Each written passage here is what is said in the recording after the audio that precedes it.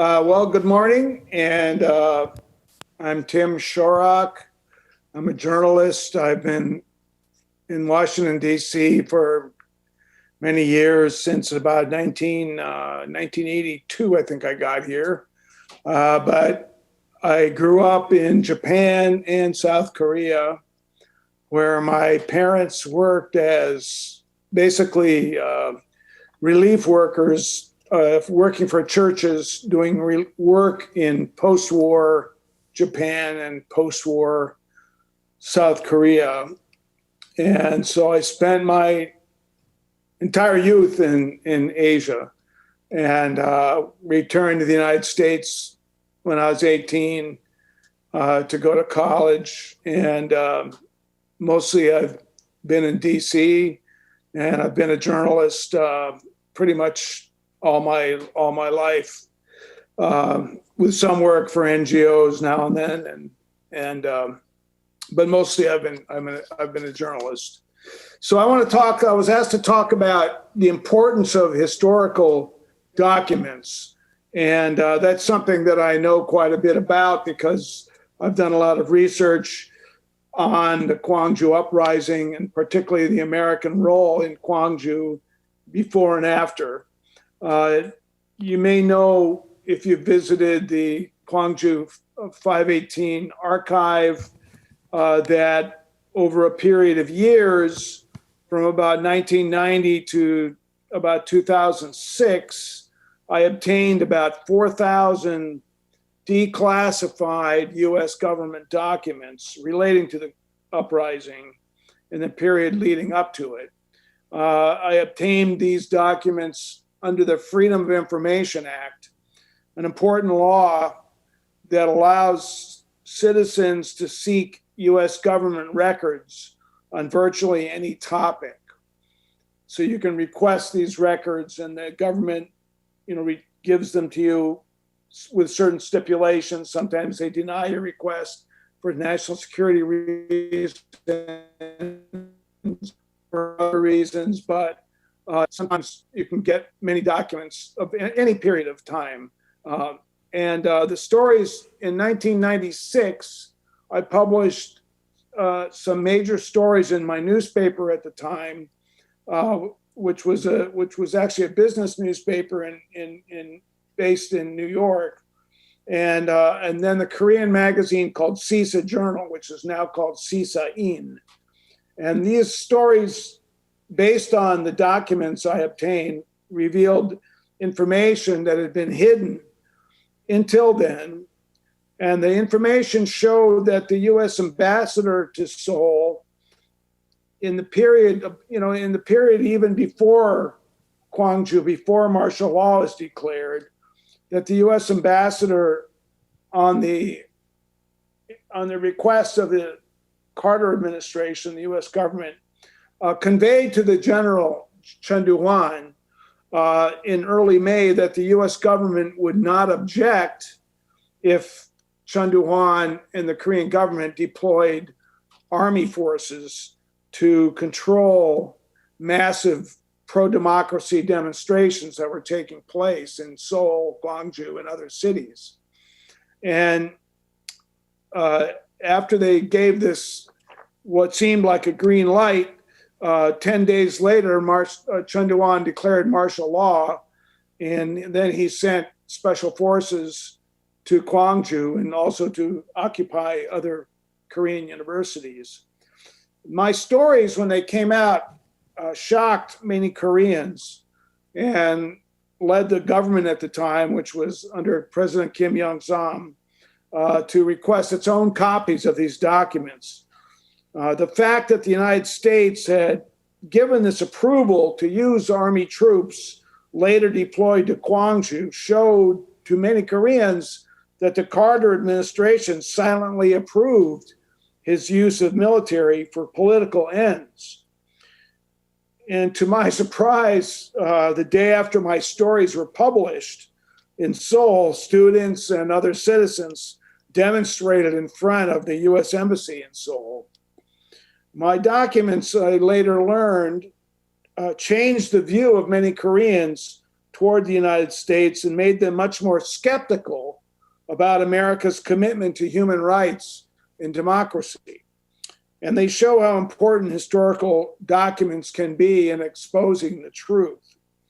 So in my time today, I want to talk about the different kinds of documents that I obtained and how I got them. And so I want to begin by focusing on the importance of the reporting and the investigation that happens before you get documents. Historical documents can be very shocking, but they cannot be understood by them just by themselves, or without context, without understanding, who wrote them and why and who they were sent to and this kind of thing. So their importance and their significance only emerges from your own discoveries after you're reading them and the inquiries that you make. That's very important, because a document by itself can be revealing, but to really understand it, you have to talk to the people who wrote it and so on to understand the true significance of them. So when I first heard about Gwangju, and as I said, when I was a graduate student, studying the Korean workers movement, I was struck by several things, by what I saw and observed. And at the time of Gwangju, I don't know if any of you have seen the film Taxi Driver, a very famous film in South Korea. But the German photographer, his video and his pictures truly were global. It was the first significant sign of what had happened to many people, including myself. So, I saw this film when I was a student, and then I heard the American explanation of why they supported the Korean government putting down the Gwangju uprising. And I was shocked by, first I was baffled by the American explanation that South Korea's security and even U.S. interests were threatened by what they called riots in Gwangju. This struck me as false and misleading, just even from the pictures I saw and the reports I read, and made me want to learn more about the American policymaking, how they made these decisions. And the second thing was, I did not understand President Carter. And after the Gwangju uprising in June 1980, he told CNN that America's actions in Gwangju in South Korea at the time prevented South Korea from being undermined by what he called communist subversion. And the evidence for that seemed non-existent, and made me want to know again, what were the basis for his statements? Why would he say such a thing when it was so clear that this was not some kind of communist-led uprising, but rather just ordinary students and citizens demonstrating for democracy. And then when I actually came to Gwangju the first time in 1981, I was there and I stayed with some American missionaries who had been there throughout the uprising. And I heard from them directly their eyewitness accounts of what they had seen. One of the missionaries I stayed with was a doctor, and he worked at one of the hospitals. And so he had firsthand evidence of the many terrible wounds that people received and the terrible violence that happened. And then when I was there in 1985, this was, of course, during authoritarian rule. It was very difficult to talk to people sometimes, and even difficult to meet with activists at the time. I really wanted to know, given what I consider to be false statements by the U.S., and then these eyewitness accounts from people who were there, I wanted to know, what had really happened. So in 1989, the South Korean National Assembly held its first investigation into what happened in Gwangju. And lawmakers at the time asked that two U.S. officials responsible for U.S. policy at the time, Ambassador Gleistein and General Wickham, who was the commander of all U.S. forces, they wanted them to testify. But the U.S. government denied the request for them to testify, and instead the U.S. government wrote what they called a white paper that explained the events from the U.S. perspective. And so I asked for all the records that were referenced in this so-called white paper. And after a couple of years, I had finally received about a total of about 4,000 documents. And these documents came from the White House, where the president works, and the National Security Council, which advises the president on national security issues. Most of them came from the State Department. Most of them were cables between the U.S. Embassy in Seoul and the State Department in Washington. Many of the documents also came from the Department of Defense, and then other documents that took longer to get came from the Central Intelligence Agency. And all these documents had different kinds of classifications. Some were not secret, some were just like confidential reports, from the embassy to the State Department. Every day, political events in South Korea, trials of dissidents, reports of what was going on a day-to-day basis, what was going on in the labor movement, that kind of thing. Others were secret documents shared by only a few people inside the government. And a very small number of these documents were top secret cables read by less than 10 people, including the president and his very top senior advisors, and like the Secretary of State, Secretary of Defense, the man who led the Central Intelligence Agency. So just very closely held documents.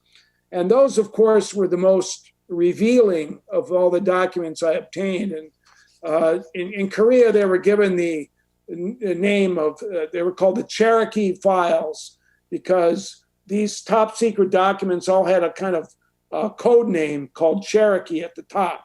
And so those were the most revealing of the documents. And what they revealed, among the important findings, for example, were one of the findings, and for the people that are running this is the very last link on the web page. If you click the web page that I sent you, at the very bottom link says Cherokee Files, White House NSC meeting, and if you bring that up, you can see this is the official notes to a meeting that was held at the White House. The meeting was actually held on May 22nd, which is, if you understand the timeline in Gwangju, on May 18, May 19, May 20, there was all this violence by the paratroopers who were sent down to stop the protests and the uprising. On May 21st, in the afternoon, these paratroopers opened fire downtown Gwangju, and many people were shot to death. That's in the film Taxi Driver, where you can see all the tear gas and the people being shot. So this meeting at the White House was on May 22nd. So it was about 36 hours after that terrible day when all the people were massacred down by the old provincial building. And in these notes, you can see that very high level, Secretary of State, the top diplomats, CIA, et cetera. And they decided that at this meeting, and you can read this document carefully, they're all on my website, and you can also, they're at the 518 archives as well. This document, they decided on May 22nd to support the Korean military, put down the Gwangju uprising. They said the first priority is the restoration of order in Gwangju by the Korean authorities, with the minimum use of force without laying the seeds for wider disorders. And they say once order is restored, it was agreed we must press the Korean government and military to allow a greater degree of political freedom. But the decision was made that this uprising had to be put down with military force. And that's what they did. And after this meeting took place in Washington, also you can see in the same meeting that discussions were held about perhaps if the situation got out of control, there'd be more U.S. forces would be sent to Korea at the time. So it was, it's seen very serious issue by the U.S. government, and they made this decision then to support the Korean military ending the uprising with military troops. And after this meeting was held, the South Korean military was ready to go in to Gwangju, but the U.S. government and the U.S. military asked the Korean government to hold back for a few days so they could get all the American military assets in place. And that's what they did. So on May 27, there were American spy planes flying over, and there was surveillance of the whole operation. So it was very carefully done. So it was very shocking to me when I got it, and to many Koreans when they read them. So then the other documents I got were secret State Department cables that showed that the U.S. government was very aware of the movements of special forces into Gwangju and Seoul and other cities. You might remember I mentioned this white paper. In the white paper, the U.S. government said it had no knowledge of special forces. And these cables showed conclusively that, in fact, they did know that these special forces were being sent and where they were being sent.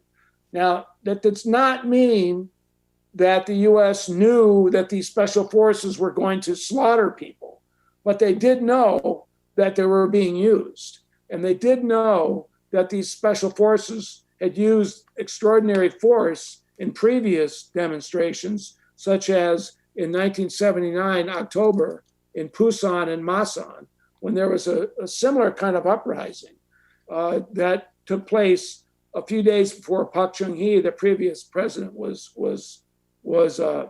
assassinated. And so, actually many of the State Department reports talk about the assassination and all the time after that as well. Give you very, day-to-day reports about what was going on from the U.S. point of view. Other documents I got were from the Defense Intelligence Agency. These are the Defense Intelligence Agency. It's kind of like the CIA for the military. They spy on and try to get information from other militaries in other countries. And so these DIA, I call it DIA, their reports talked about things like internal power struggles within the South Korean military, which a lot of people did not know about until many years later. They also concluded that the Gwangju rebels were not outsiders, they were not communists, but they were natives of Cholanamdo, that province. They were not from the outside, they were not from North Korea, and they were just citizens, students, people that didn't want to have dictatorship anymore. I also obtained very highly classified CIA reports. The CIA reports, I don't have them on this screen, but you can also see them on my website. But they cut out a lot of the sections, so it's censored basically. But the CIA reports made it clear that they saw this rebellion as an insurrection, and that posed a very serious internal threat to Chundewan and his military group.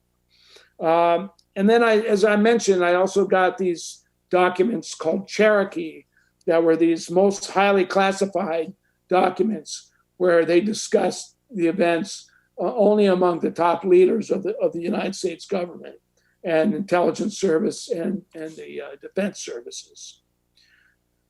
Now, once I got these documents, like I said before, I had to interview many people. So many of the documents from Seoul were written by the U.S. Ambassador Gleistein, William Gleistein. And I interviewed him for many hours, and I had the documents with me, and so he could read them for himself.